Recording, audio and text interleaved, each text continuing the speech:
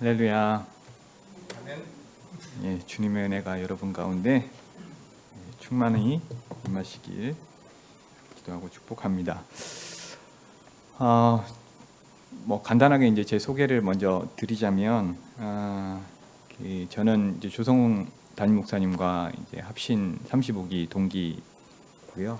예, 그리고 몽골에 2017년도에 2기 사역을 시작했지만 그 전에 사실 96년부터 몽골에 있었습니다. 부모님이 몽골 선교사님이셨고, 저는 이제 몽골의 2세 선교사로, 2대 선교사로 지금 사역을 하고 있습니다. 먼저 사실 제가 여기에 설 자격이 없는 미약한 사람인데, 여러분들에게 하나님의 말씀을 대언할 수 있도록 허락해 주신 하나님께 감사드리고, 또 이 시간을 통해서 듣는 여러분과 또 나누는 저희를 통해 하나님께서 영광 받으시길 원합니다. 그리고 기꺼이 이 주일 예배 단상을 내어주기가 사실 쉽지 않아요. 담임 목사 입장에서는. 예, 그런데도 불구하고 이 단상을 내어주시는 것에 대해서 감사를 또 드리고, 노원 성도교회 깊은 감사의 말씀을 드립니다.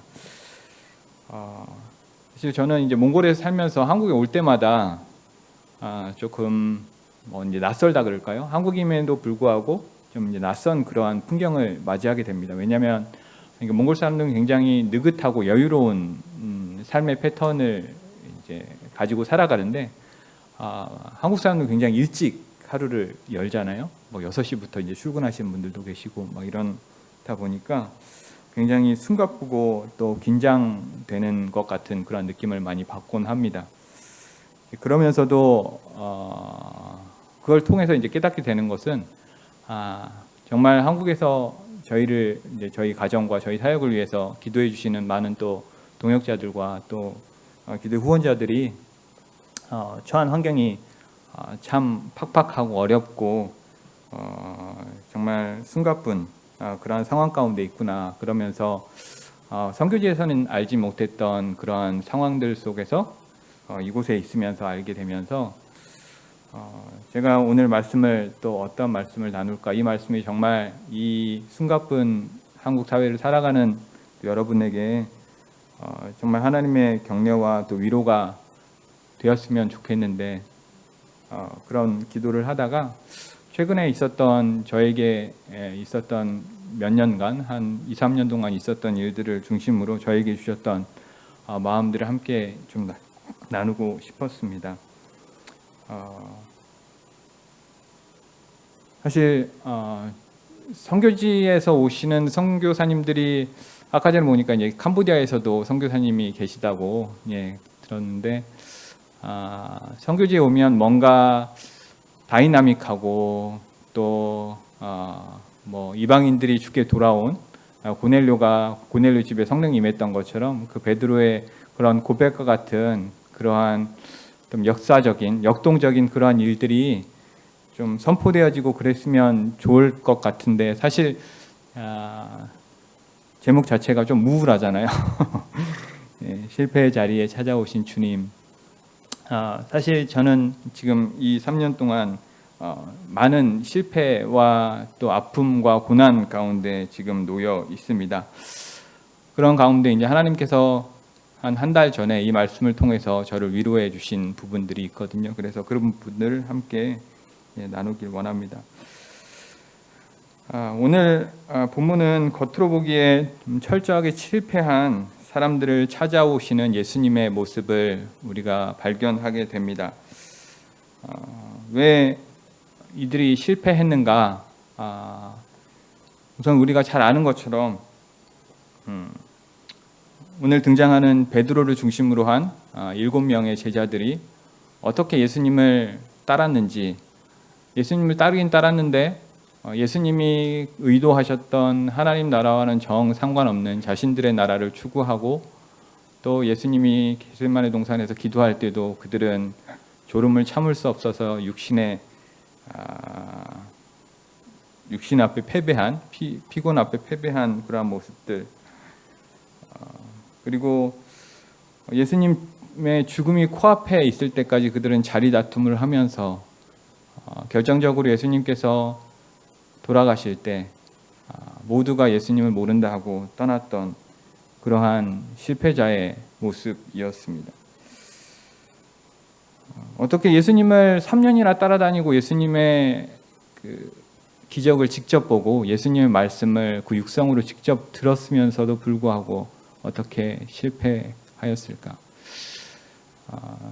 사실 이러한 질문을 쉽게 어떻게 보면 던질 수 있을 것 같습니다. 그런데 사실 저와 여러분이 그 자리에 있었더라도 과연 나는 예수님을 부인하지 않았을 거야. 예수님을 실제 보았다면, 예수님의 기적을 내가 경험했다면 나는 절대로 예수님을 그렇게 부인하거나 예수님께서 원하시던 그 길이 아니라 내가 추구하는 그 길을 바라지 않았을 거야 라고 장담하실 수 있는 분이 얼마나 되실까요? 사실 선교지에 있으면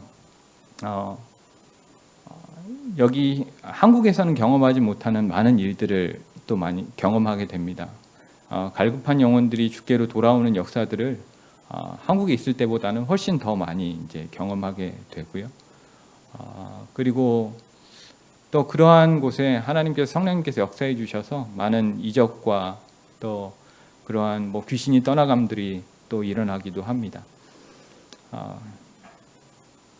그런데도 불구하고 선교사들이 왜 선교지를 버리고 떠나오는지, 선교지를 지키지 못하고 선교 기간을 또 다 채우지 못하고 한국으로 복귀할 수밖에 없는지, 참 인간 모두가 연약한 존재이기 때문에 우리 앞에 그러한 실패의 그런 위험 요소들이 늘 존재해 있기 때문에 그런 것 같습니다.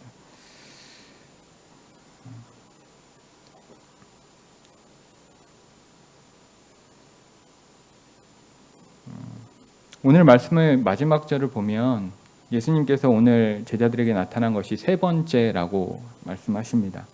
이 말은 무슨 뜻이냐면 예수님께서 부활하신 이후에 이미 2번이나 제자들에게 찾아오셨다는 거죠. 그런데 결론적으로 오늘의 현상만을 보면, 오늘의 상황만을 보면 그들이 급진적으로 그들의 삶이 변화되거나 사도행전에서 우리가 보았던 그러한 모습들로 완전하게 한 번에 이렇게 뒤바뀌지 않았다는 사실들을 우리가 확인할 수 있습니다. 오늘 말씀해 보면 그들은 고기를 잡으러 가죠. 물론 그들이 고기를 잡으러 간다는 것이 그냥 사명을 버리고 생업으로 뛰어들었다, 생업으로 돌아갔다라고 섣불리 판단할 수는 없습니다. 그런데 어쨌든 그들의 모습은 부활하신 예수님을 만났음에도 불구하고 여전히 자기 삶, 자기가 중요하게 여기는 것, 그것에 묶여있는 듯한 모습을 보여주고 있습니다. 그런데 오늘 3년 동안 예수님과 다니느라 감이 떨어져서 그런지 오늘 말씀을 보면 제자들이 가장 자기들이 자신 있어 하는 그 일을 하고서도 실패하는 모습을 보게 됩니다. 3절 말씀 보니까 시몬 베드로가 나는 물고기 잡으러 가노라 하매 저희가 우리도 함께 가겠다 하고 나가서 배에 올랐으나 이 밤에 아무것도 잡지 못하였더니, 그들이 경험이 없는 것도 아니고 심지어 그들이 항상 물고기를 잡아왔던 갈릴리 호수, 오늘은 디베리아 바다라고 나왔는데 이제 동일 지역이라는 거 여러분 다 알고 계시죠? 갈릴리 호수에서 이미 바람도 알고 지형도 알고 백길도 다 알 법한 그러한 사람들이 그것도 7사람이나 손발을 맞춰온 동역자들이 같이 있는데도 불구하고 한 마리도 거두지 못했다는 이 믿을 수 없는 현실. 정말 그 한 마리도 얻을 수 없는 게 오히려 그런 가능성이 더 희박해 보이는 것 같은데요. 밤새 그물을 몇 번 던지고 올리기를 반복했을까? 어쩌면 그들이 예수님을 따르는 것은 실패했을지 모르겠지만 고기를 잡는 일만큼은 어쩌면 자신이 자신 있게 해낼 수 있는 그러한 담대함을 가지고 있었을 텐데, 자신감이 있었을 텐데, 근데 아무것도 거두지 못했던 그들의 마음이 얼마나 허탈했을까라는 생각을 해보게 됩니다. 예수님을 따르는 것에 실패를 했는데 다른 사람 다 버려도 예수님, 저만큼은 예수님 당신을 따르겠습니다. 설령 죽을지언정 주님을 결코 부인하지 않겠다고 해놓고선 보기 좋게 3번이나 부인한 베드로가 제자들을 데리고 다른 제자들을 데리고 고기 잡으러 간다라고 했을 때 다 따라갔죠. 그러면 보기 좋게 고기라도 좀 잡혔으면 좋겠는데 아무것도 안 잡히는 거죠. 얼마나 망신스러운 상황입니까? 사실 저 역시 아까 서두에 그런 이야기를 말씀을 드렸는데 실패의 터널을 지나가고 있다. 사실 저는 2017년에 몽골에 다시 들어갈 때 굉장히 부푼 꿈을 안고 몽골을 찾았습니다. 왜냐하면 저는 아까도 말씀드렸다시피 96년도에 몽골을 갔었고 97년도에 몽골 대학을 입학을 해서 거기서 현지에서 대학을 나왔습니다. 그래서 몽골어를 계속, 그리고 한국에서도 이주민 사역을 하면서 몽골어를 계속 사용해 왔었고 몽골 사람들의 문화나 그런 것들도 다 이해를 나름 잘 하고 있다라고 생각을 했습니다. 그런데 2017년도에 몽골에서 2번째 선교 사역을 시작한 저희 가정에 좀 어려운 때가 요 근래 있었습니다. 그럼 뭐냐면 우선은 몽골, 제가 이제 선교사 비자를 가지고, 목사 비자를 가지고 먼저 몽골을 방문을 했거든요. 그래서 몽골 단상에서, 그러니까 몽골 교회 단상에서 설교를 하거나 이런데 아무 지장이 없었습니다. 근데 갑자기 1년 반 뒤에 몽골의 종교법이 바뀌게 되었습니다. 그래서 더 이상 단상에 설 수 없고 하나님의 말씀을 대언할 수가 없게 되었습니다. 그래서 저는 자연스럽게 교회 사역을 내려놓고 현지인에게 이양을 하고 저는 자연스럽게 교회 사역에 빠졌습니다. 갑자기 왜 하나님께서 이러한 예상치 못했던 상황으로 나를 인도하시나 참 이해할 수 없었습니다.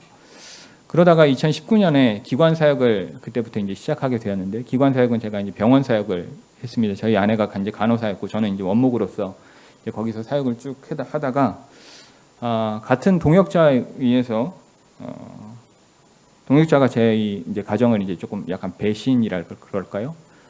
그걸 통해서 저희가 그 사역팀을 떠나야 되는 그런 상황에 맞닥뜨리게 되었습니다. 그로 인해서 제 아내는 지금 우울증과 공황장애를 앓고 있고요. 그래서 어떻게든 좀 버텨봐야 되겠다. 또 아이들도 학교를 계속 다니고 있었기 때문에 어떻게든 좀 여기서 지내보자라고 하다가 더 이상은 저도 힘들고 또 아이도 힘들고 아이들과 또 아내도 힘들었기 때문에 또 방학에 맞춰서 안식원을 들어오게 되었습니다. 또 안식원에 들어오자마자 하나님께서 또 시련을 주셨어요.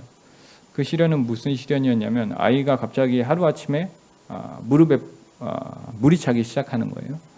그래서 깜짝 놀라가지고, 그 전에도 이제 무릎이 조금 아프다고 이야기를 했었는데 딱 가니까 병원에 가니까 이거 검사를 해봐야 될 것 같대요. 그래서 응급실에 입원을 해서 뭐 뼈 스캔부터 시작해서 이런저런 검사들을 다 해봤는데 결국에는 뭔지 모르겠대요. 염증 수치는 8이 정상인데 200까지 올라갔다가 떨어지지도 않고, 어쨌든 그러다가 막 폐혈증도 오고 막 이러면서 굉장히 어려운 시간들을 좀 보냈어요. 그러다가 하나님의 뜻은 도대체 어디 있습니까? 그런 정말 그런 상황 가운데 감사하게도 그 폐혈증의 어려운 시간들을 또 잘 견디게 하시고 또 딸이 이겨내게 하시고, 결국 염증 수치는 떨어지고 최종 진단이 소아 류마티스라는 진단을 받게 되었습니다. 류마티스라는 게 또 아시는 분은 아시겠지만 장기간 치료를 또 받아야 되는 그러한 또 상황이고, 이렇게 하다 보니까 모든 게 무너지고 모든 게 실패한 것과 같은 그러한 상황인 거예요. 성교는커녕 사실 가정 하나도 제대로 돌아보지 못한 남편과 아버지의 모습이 비춰지는 거예요. 그러면서 오늘 말씀이 다시 한번 이제 떠오르면서 하나님 선교사로 저를 부르셨다면 적어도 제가 현지인들에게 좀 관심을 쏟고 현지인들을 좀 돌볼 수 있게끔 우리 가정만큼은 좀 하나님 알아서 책임져 주시지, 그런 마음이 계속 드는 거예요. 그러면서 오늘 본문을 읽으니까 하나님, 베드로도 마찬가지. 베드로도 어떻게 보면 예수님께서 하실 일을 계속 하도록 하나님께서 이제 부르셨으면 그냥 고기 좀 잡히게 좀 해주시지. 예? 좀 제자들 앞에서 좀 기 좀 살려주시고 좀 그렇게 해주시지. 그러면서 이제 하나님께서 계속 묻는데 답은 없는 거예요. 왜 이런 일을 저에게 허락하실까? 여러분들 어떠십니까? 여러분들에게 이해할 수 없는 그러한 실패감, 절망감, 그러한 좌절감들이 여러분에게 찾아오십니까? 그 시간을 통해서 하나님께서 우리에게 기대하시는 건 과연 무엇일까요? 나는 정말 아무것도 아닌 것처럼 내가 할 수 있는 것은 정말 아무것도 없구나 라고 철저한 낮아짐 가운데 머물게 하시는 이유가 과연 무엇일까? 망연자실하고 있는, 아무것도 얻을 수 없어서, 아무것도 7명이나 되는 사람들이 아무것도 잡지 못해서 망연자실하고 있는 예수님 제자들에게 예수님께서 찾아오셨죠. 오늘 4절 말씀을 보니까 날이 새어갈 때에 예수께서 바닷가에 서셨으나 제자들이 예수인 줄 알지 못하는지라. 동이 틀 때 와 계셨기 때문에 정확하게 언제 오셨는지는 모르겠지만 제가 묵상하면서 제자들이 바다에서 고기 잡느라 고생하셨을 때, 고생하고 있을 때 예수님께서 오시지 않았을까? 동이 태고 있을 때 와 계셨기 때문에. 근데 제자들은 그 예수님을 알아보지 못했죠. 3년 동안 같이 다녔던 예수님, 물론 한 90m 정도 되는 거리가 있긴 하지만 또 지리적으로 안개가 피어서 또 분별이 안 될 수도 있었지만 저는 이 본문을 읽으면서 조금 문학적으로도 생각을 해보았어요. 과연 이 제자들이 알지 못했다, 예수인지를 알지 못했다라고 요한이 기록한 의도가 무엇일까?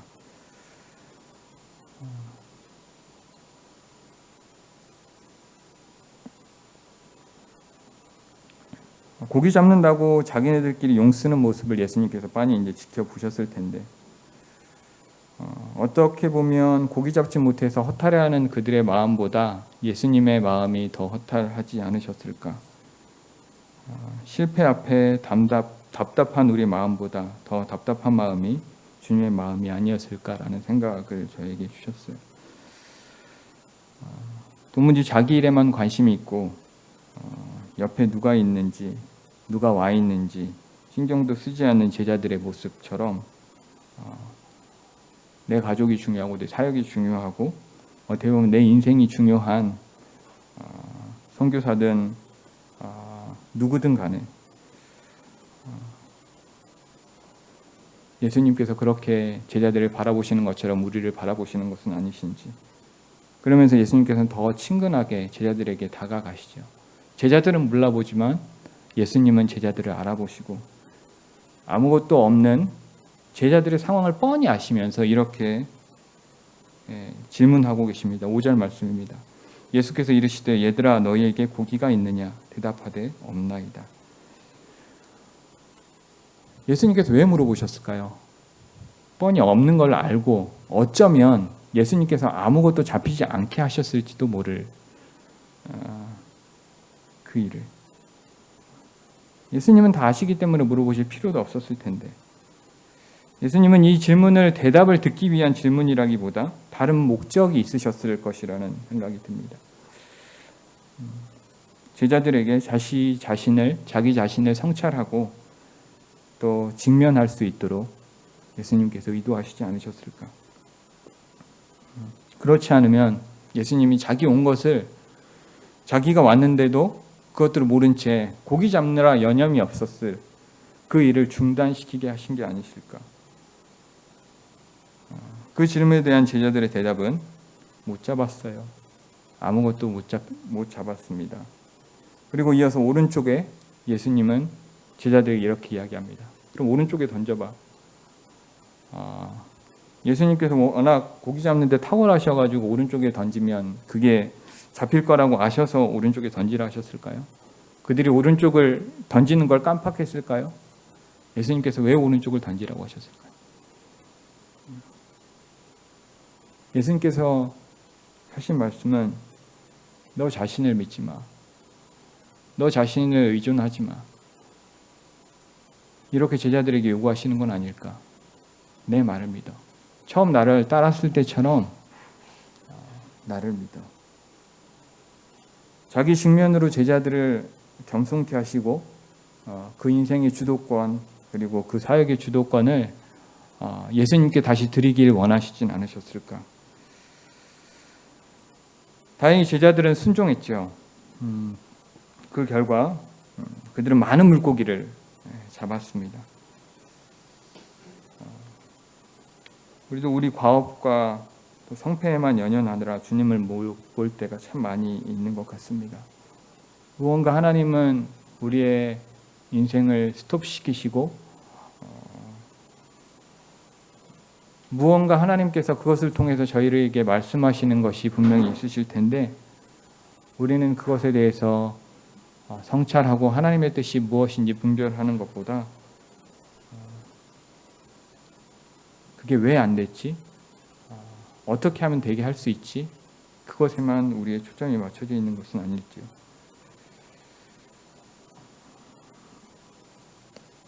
생각하지 않고 살으면 사는 대로 생각한다는 말이 있죠. 어쩌면 계속 그렇게 하다가는 제자들이 이거 하고 있는 게 맞다고 착각할지도 모르기 때문에 실제로 그게 헛구물질인지도 모르고 계속 그 일을 하게끔 예수님께서 그대로 놔둘 수 없으셨던 것은 아닐까.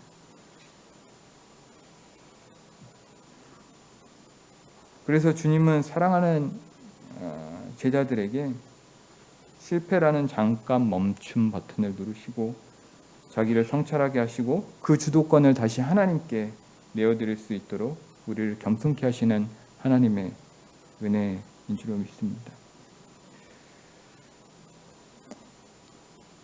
근데 잘 생각해 보시면 예수님이 선택하신 방법이 어디서 많이 본 듯한 모습이죠.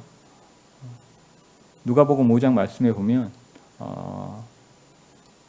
베드로와 안드레가 밤새도록 요한과 또 야고보가 밤새도록 그물질을 하고 고기를 잡으려고 했었는데 아무것도 얻지 못했을 때 예수님께서 다가가셔서 깊은 데로 가서 시몬의 배에 오르셔서 깊은 데로 가서 그물을 던져라.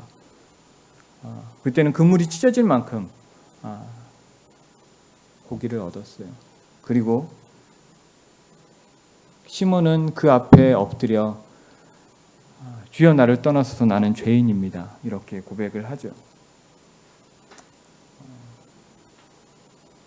너무나 비슷합니다. 장소도 비슷하고 장소도 똑같고 시간도 그렇고 상황도 사람도 그렇습니다. 너무나 완벽하게 예수님께서는 처음 그 자리로 제자들을 불러가고 계십니다. 성공에 대한 자기 만족이나 자아도취, 실패나 절망감에 빠져 아무것도 할 수 없는 그런 무기력도 아닌 제로, 리셋 상태로 하나님께서 그들을 초청하고 계십니다.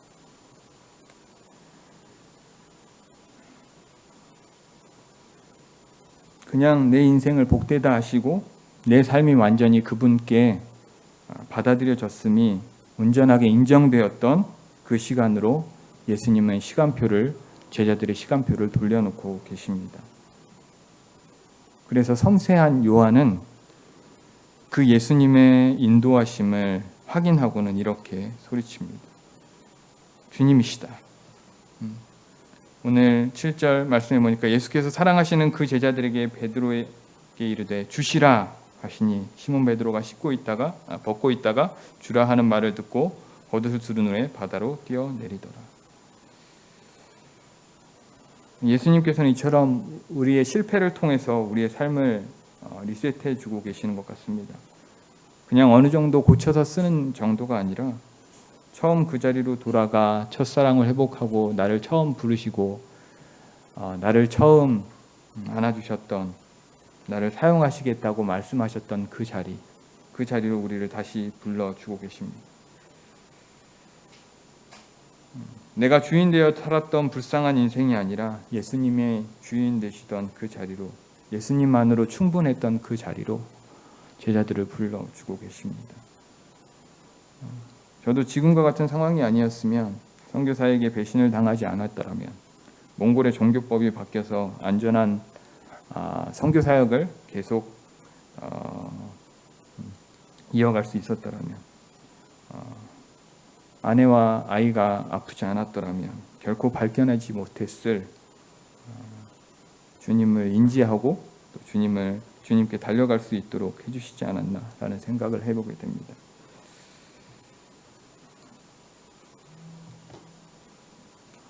예수님께서는 그냥 예수님이 거기에 있다라는 것을 그냥 인지하는 정도로 그냥 예수님 만족하지 않으셨던 것 같아요.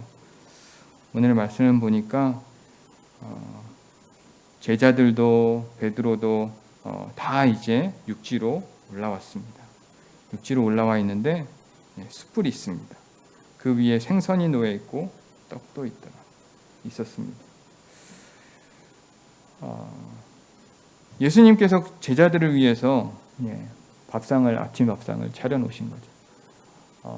아까 전에 방금 전에만 해도 예수님께서 먼저 오셔가지고 제자들이 그 물고기를 잡고 있는 모습을 빤히 지켜보고 계셨을 텐데 참 속으로 얼마나 답답하셨을까 그렇게 생각할 수도 있었지만 예수님은 또 한편으로 그러한 제자들을 보시며 긍휼과 자비와 또 안타까움으로 피곤했을 제자들을 위해서 그 밥을 차리지 않으셨을까 그런 생각을 해보게 되었습니다. 뭐가 이뻐서 밥을 차려주나 그런 생각을 할 수도 있겠지만 우리는 미쁨이 없을지라도 주님은 일양 미쁘시니 왜냐하면 주님은 자기를 부인하실 수 없기 때문에, 제자를 사랑하는 그 마음을 부인하실 수 없기 때문에, 그리고 제자들이 방금 가져온 그 물고기를 가져오라고 예수님께서 말씀하시죠. 저는 이 부분을 묵상하면서 그런 생각을 해봤어요. 왜 생선도 있고 떡도 있는데 예수님이 좀 인수를 잘못 카운팅해가지고 조금 떡을 덜 갖고 왔다든지 고기가 좀 부족했다든지 그랬을까요? 왜 방금 잡은 고기를 갖고 오라고 하셨을까?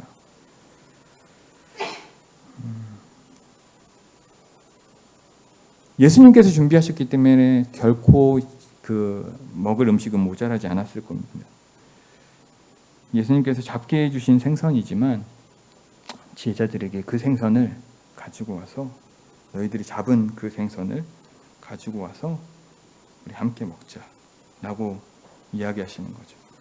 오늘 보면 10절에 예수께서 가라사대 때 지금 생선을 좀 가져오라 하신대 시몬 베드로가 올라가서 그물에 육지에 끌어올리시니 가득히 찬 그 고기가 110마리나 이같이 많으나 그물이 찢어지지 아니하였더라. 성질 급한 성질 급한 베드로가 예수님인 걸 알자마자 뛰어오고, 또 성질 급한 또 베드로가 예수님의 말을 듣자마자 그 생선을 또 갖고 옵니다. 그러면서 그 생선을 숯불 위에 같이 구워서 제자들과 함께 나누길 원하십니다.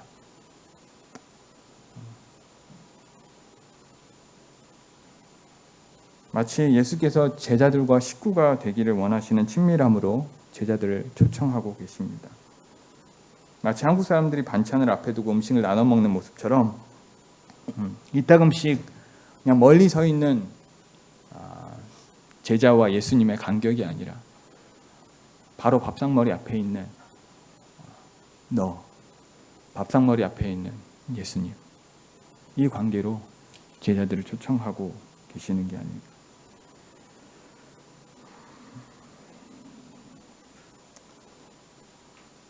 그리고 예수께서 이어서 하신 말씀과 행동을 보면 그러한 이미지가 더욱 뚜렷하게 투영이 됩니다. 예수님께서 이렇게 말씀하시죠. 와서 조반을 먹으라 하시니 제자들이 주시는 줄 아는 고로 당신이 누구냐 감히 묻는 자가 없더라. 아침 먹자. 여기 빵도 있고 생선도 있어. 조반을 먹으라 하면 왠지 멀게 느껴지잖아요. 그렇죠?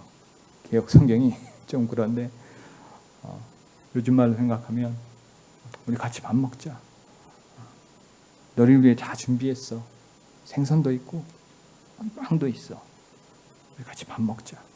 이렇게 초청하고 계십니다. 고기 잡느라 힘들었지. 어떠한 말들이 오고 갔을까? 너희들이 잡은 생선도 맛있네. 그런 말들이 오고 가지 않았을까? 빵과 생선을 건네주시는 다정하고 따뜻한 그런 어머니의 모습이 보여집니다. 그때에야 비로소 예수님과 제자들의 간격이 없어집니다. 사실 베드로도 고기를 잡아들 때까지만 해도 예수님인지 몰랐습니다. 요한이 예수님이다라고 해서 베드로도 예수님인지 알았죠. 근데 그 떡을 먹는 식사를 하는 그때는 이미 제자들이 예수님인 것을 다 알았다라고 말씀하고 계십니다. 때때로 우리의 삶의 그러한 고통과 실패와 그런 좌절과 절망 속에서 하나님께서 원하시는 게 무엇일까? 그냥 단순히 한번 생각해보고 내가 실수했어. 나를 재조정하고 그런 것에 그치는 것이 아니라 정말 여기까지 라오디게아 교회를 향해서 예수님께서 하나님께서 요한을 통해 꾸중하신 내용이 있죠. 보라 내 문 밖에서 문을 두드리는 일. 안 믿는 사람이 아니라 교회를 향해서 하신 꾸중이거든요. 예수님을 믿긴 믿는데 그냥 멀리 계신 예수님. 고기를 잡았어요 라고 그냥 외치는 그런 예수님이 아니라 문에만 세워두는 예수님이 아니라 내가 너로 들어가서 먹고 너는 나로 들어와서 먹는 그 비밀스러운 또 신비로운 그 관계로 요한복음 15장 말씀처럼 내가 그가 내 안에 있을 때 일어나는 놀라운 하나님과의 연합, 그 연합으로 우리를 초청하고 계시는 않을까 그런 생각을 해보게 됩니다. 그래서 결국은 우리의 실패는 실패 그 자체가 아닙니다. 그 실패를 통해서 하나님께서 원하시는 것이 무엇일까? 예수님께서 원하시는 것이 무엇일까? 그 예수님의 초청을 깨닫지 못하는 것이 더 큰 실패입니다. 오늘 마지막 절에 보니까 이후에 살아내신 후에 세 번째로 제자들에게 나타나시니라. 예수님의 끈질김이 보이십니까? 예수님이 결코 포기하지 않으심을 여러분 보이십니까? 그런데 우리가 지치고 우리가 포기해요. 예수님은 포기하지 않는다고 얘기하시는데 세 번이고 네 번이고 계속 우리를 향해서 같이 먹자. 고기 좀 갖고 올래? 우리가 생각해보면 너무나 실패한 것들, 절망한 것들, 불평한 것들 많지만 153마리까지는 아니어도 아무 것도 없었던 빈 털털이 어선에서 하나님의 능력으로 하나님의 은혜로 거두게 하신 물고기가 있던 거죠. 잘 찾아보면 또 깊이 묵상해보면 또 하나님께 여쭤보면 하나님이 언제 어디서 나의 삶의 여정 가운데 인도해 오셨는지를 발견할 수 있는 거죠. 그것을 가지고 예수님께서 초청하고 계시는 거예요. 아, 그거 알았어? 갖고 와. 우리 같이 그거 갖고 즐기자. 갖고 와. 그거 가지고 나랑 아침 먹자. 예수님께서는 원하시는 게 이거죠.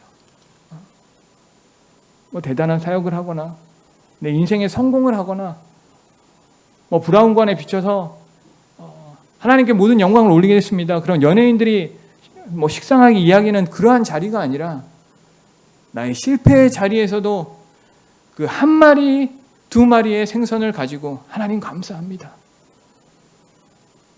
하나님 나를 이 자리로 초청해 주셔서 감사합니다라고 고백할 수 있는 그 믿음을 통해서 하나님께서 영광 받기를 원하신 줄 믿습니다. 사실 예수님 하나님의 구원의 역사의 방법조차도 사실 실패의 역사죠. 모두가 실패했다고 이야기했던 십자가, 모두가 끝이라고 이야기했던 십자가를 통해서 하나님은 역사를 이루셨습니다. 그 십자가가 없었다면 우리에게 구원이 없었죠. 그 실패가 없었다면 하나님도 없었을 것입니다. 우리에게 인생의 그러한 절망과 좌절이 없었다면 어쩌면 우리는 우리 잘난 맛에 살고 있을지도 모르겠습니다.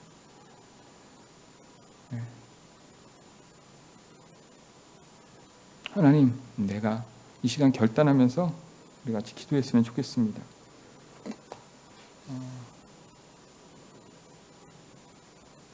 내 은혜가 내게 족하도다. 이는 내 능력이 약한 데서 온전하여 짐이라 하신지라. 이러므로 도리어 크게 기뻐함으로 나의 여러 약한 것들에 대하여 자랑하리니 이는 그리스도의 능력으로 내게 머물게 하려 함이라.